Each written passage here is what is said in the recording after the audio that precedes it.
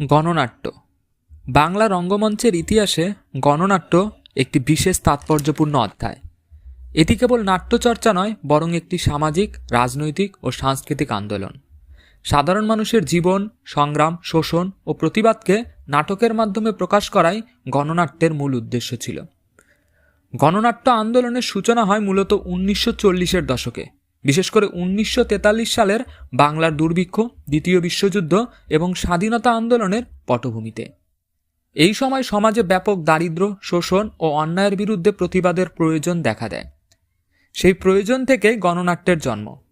গণনাট্য সংঘ বা Indian people's theatre association এই আন্দোলনের প্রধান সংগঠন হিসাবে আত্মপ্রকাশ করে। গণনাট্যের নাটকগুলো মূলত জনগণের ভাষায় সহজ ও সরল ভঙ্গিতে রচিত হতো।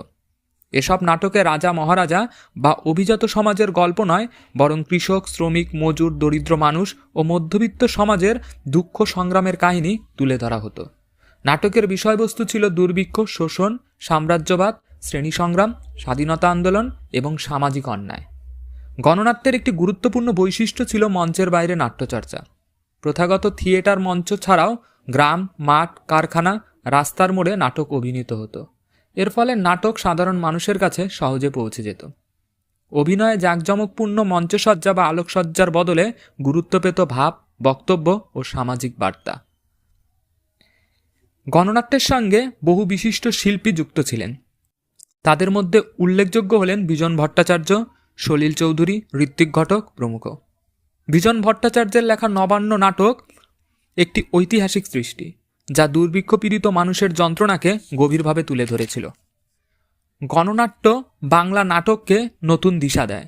নাটক যে কেবল বিনোদনের মাধ্যম নয়, বরং সামাজিক সচেতনতা গঠনের শক্তিশালী অস্ত্র, এই ধারণা গণনাট্যের মাধ্যমে প্রতিষ্ঠিত হয়। পরবর্তীকালে গ্রুপ থিয়েটার আন্দোলন, রাজনৈতিক নাটক এবং প্রতিবাদী নাট্যধারার ওপর গণনাট্যের গভীর প্রভাব পড়ে। সবশেষে বলা যায়, গণনাট্য বাংলা রঙ্গমঞ্চকে জনগণের সঙ্গে যুক্ত করেছে। এটি নাটককে এলিট সমাজের বিনোদন থেকে বের করে এনে সাধারণ মানুষের কণ্ঠস্বর হিসেবে প্রতিষ্ঠা করেছে। বাংলা নাট্য ইতিহাসে গণনাট্য তাই এক অনিবার্য ও গৌরবময় অধ্যায়।